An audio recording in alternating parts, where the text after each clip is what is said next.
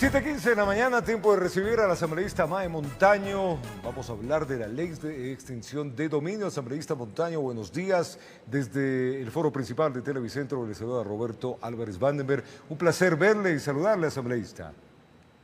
Muy buenos días, estimado Roberto. Encantada de estar aquí y a la teleaudiencia les saludo con un gran abrazo. Lo propio, asambleísta. El día está frío, pero vamos a calentarnos un poquito para que nos explique en detalles de la ciudadanía sobre esta ley que ayer pues ya se dio a conocer y qué alcances y beneficios tiene. Pues la extinción de dominio es una herramienta, o dirían los abogados, un instrumento jurídico que permite combatir la corrupción y combatir el crimen organizado desde la idea de debilitar el poder económico, las estructuras económicas. Hay que entender eso. Por eso es que la extinción de dominio o la ley de extinción de dominio persigue bienes, persigue patrimonios y no personas. No se determinan sentencias, se determinan sentencias, no penas, no sanciones, sino una declaración de que estos bienes están en el dominio equivocado, o sea, es un dominio aparente, una propiedad aparente, y por eso tienen que pasar a manos del Estado, que son los ecuatorianos, que han sido los afectados en los procesos o en las acciones de corrupción o en las acciones de narcotráfico, de lavado de activos, de enriquecimiento ilícito, de trata de personas. De eso se trata la extinción de dominio. Y para aplicar esta ley, asambleísta, ¿qué condiciones se deben dar? Hay algunas condiciones que tienen que ver con la constitucionalidad y con la idea de resarcir los daños morales que se han causado a la sociedad ecuatoriana, para ponerlo ya en el contexto del Ecuador. Y esos principios tienen que ver con la autonomía e independencia de esta materia, autonomía e independencia de las acciones penales, o sea, de otro tipo de acciones. Por tanto, no se requiere prejudicialidad, porque en ese caso la ley sería ineficaz. Entonces, la extinción de dominio puede actuar de manera independiente de otras acciones en el área penal. Es la primera condición para que sea eficaz.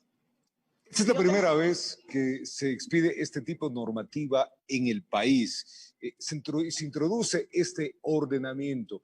Finalmente, ¿qué esperanza tienen ustedes? Ha sido demoroso esta ley que se ha ido pues, debatiendo por largo tiempo. Hemos en la comisión, donde hemos trabajado muy fuertemente y de manera minuciosa, con el apoyo de expertos internacionales, porque hay que decir que este modelo está siendo impulsado por Naciones Unidas, porque está reconocido ya como una herramienta que ha dado y que sigue dando buenos resultados en otros países. Uno que lleva el liderazgo en esto en la región es Colombia, pero también funciona en Perú, también Argentina, Guatemala, México y otros. En esa legislación comparada hemos encontrado suficiente jurisprudencia que sostiene la constitucionalidad de una ley y de una acción como esta. Inclusive los expertos están hablando de que la extinción de dominio, por eso es poco comprendida por algunos, inclusive juristas. Es difícil el nombre, extinción de dominio. La extinción de dominio, ¿qué significa? Si tienes unos bienes que has conseguido con dineros de la corrupción o con dineros del narcotráfico y de otras formas de crimen organizado, el dominio que tienes sobre esos bienes, que para que la gente entienda, es como el derecho de propiedad.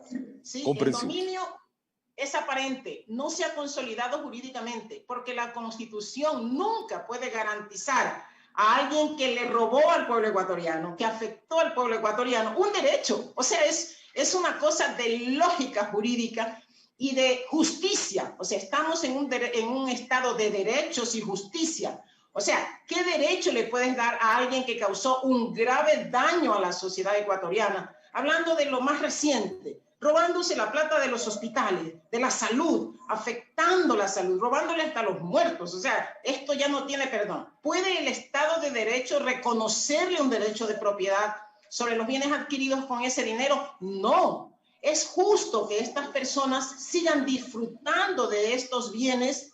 No. Lo justo es que regresen al pueblo ecuatoriano que fue el afectado. Clarísimo. Clarísimo, asambleísta. Pero para que se configure esta extinción de dominio, bueno, ¿qué se debe comprobar? ¿Qué condiciones deberían existir? Muchas condiciones. Hay una cosa muy interesante que dicen los juristas que han estudiado profundamente la extinción de dominio, que está siendo ya considerada como un nuevo instituto jurídico. O sea, distinta de la penal, distinta de la civil, de condición híbrido como un nuevo instituto. Hay varias condiciones. Se parte primero de la presunción de buena fe de las personas. Ya. No de inocencia, porque no estamos persiguiendo a las personas, sino a los bienes. Pero se presume la buena fe de estas personas que están haciendo uso de esos bienes, que tienen el dominio aparente de esos bienes. Se presume la legalidad de esos bienes. O sea, el punto de partida es la presunción de legalidad de esos bienes.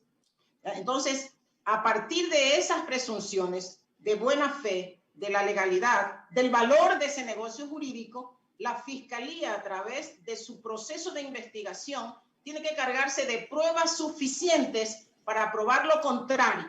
O sea, tiene que probar que no hubo buena fe, que estas personas que le robaron al Ecuador son corruptos, que esas acciones son ilícitas, que no hubo buena fe.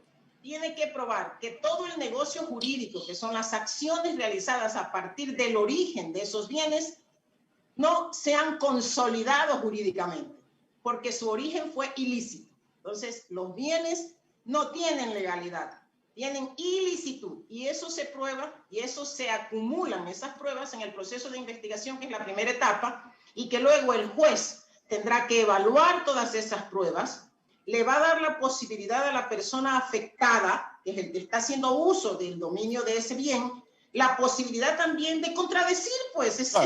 Claro, es obvio. Exacto, de contradecirle a la Fiscalía sus pruebas, las pruebas que está presentando ya en el mismo juicio, pero sobre todo la gente dice que esto es inversión de la prueba. No, señores abogados, no estamos invirtiendo la prueba, la carga está en la Fiscalía. Pero ¿quién tiene, estimado Roberto, la mejor posibilidad de contradecirle al fiscal diciéndole, no, señor, aquí están mis ingresos, aquí están mis recursos? O sea, las pruebas. darle a la persona la posibilidad, es un gran derecho que tiene la persona de contradecir a la Fiscalía sobre eso. Y en ese proceso de juicio, el juez va a evaluar las pruebas que tiene, como el juicio, con todas las garantías, hasta llegar a sentencia, estimado Roberto, porque algunos dicen que esto se lo saca a alguien de la manga. No, hay que llegar a una sentencia ejecutoriada. Le iba a decir. Todos los procesos y el derecho de apelar y todos los procesos de un juicio se llevan adelante hasta llegar a sentencia.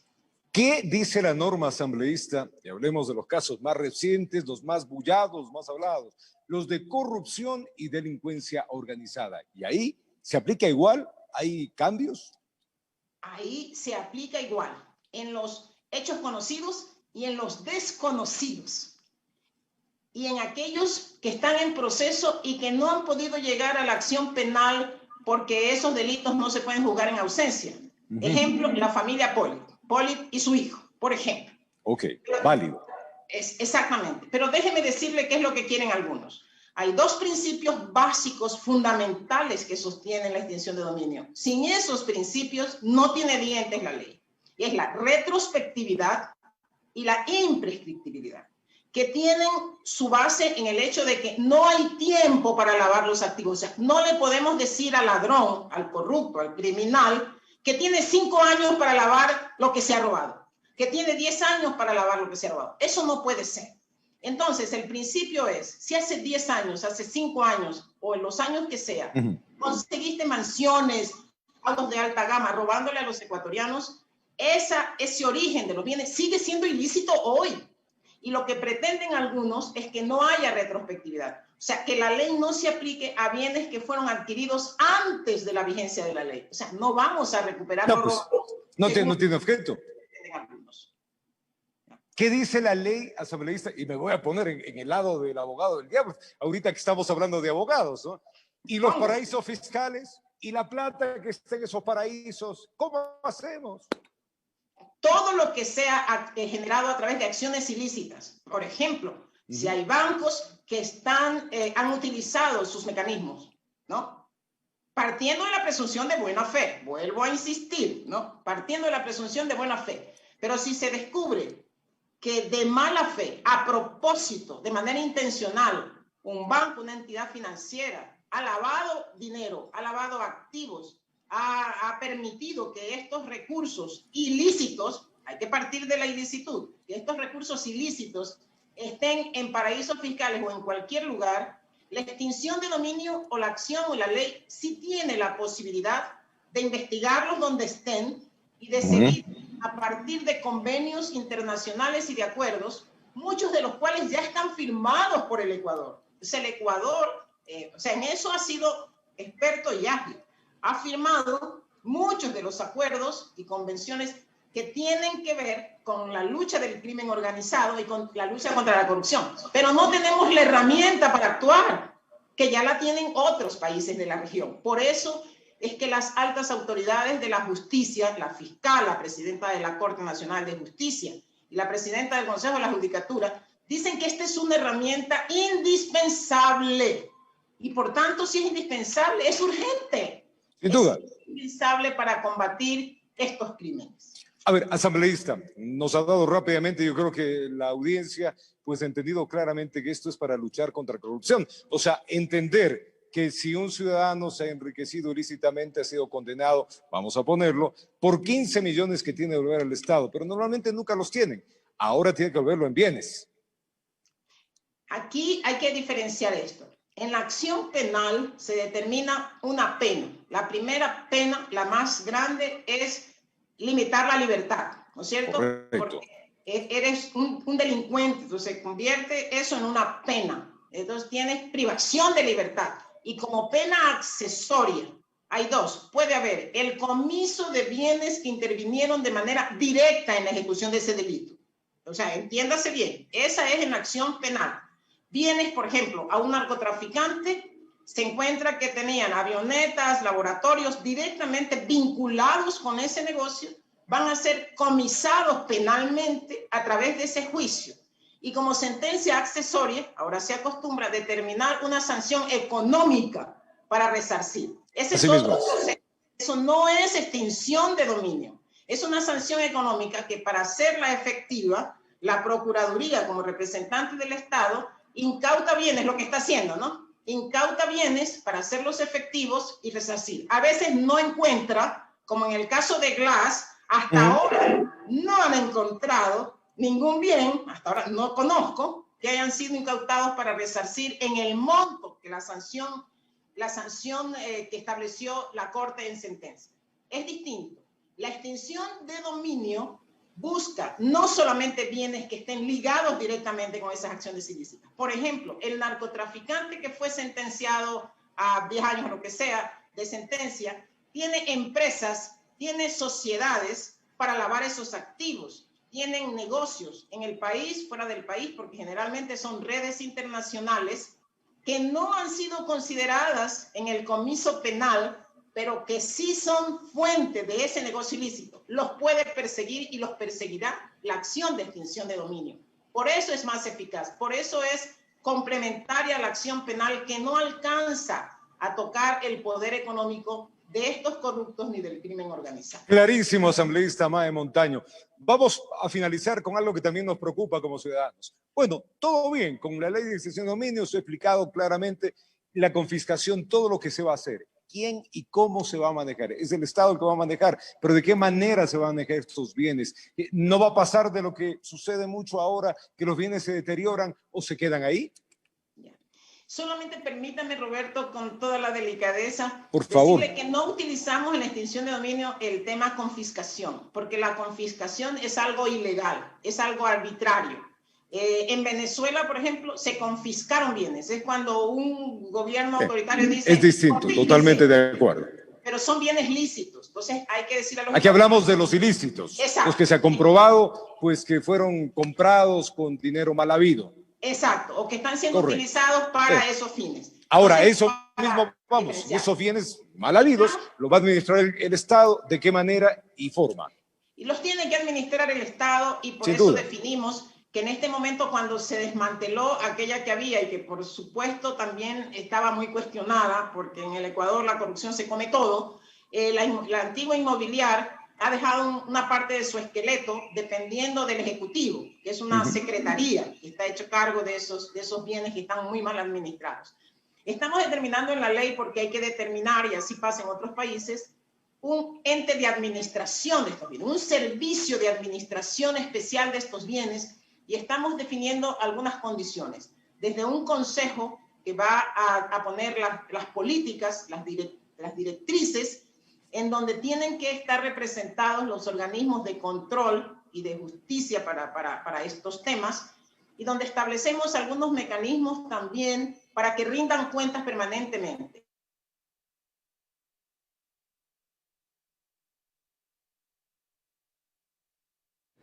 Qué verdadera pena en la parte final, justamente de lo que nos estaba explicando la asambleísta Mae Montaño, referente a la administración de estos bienes.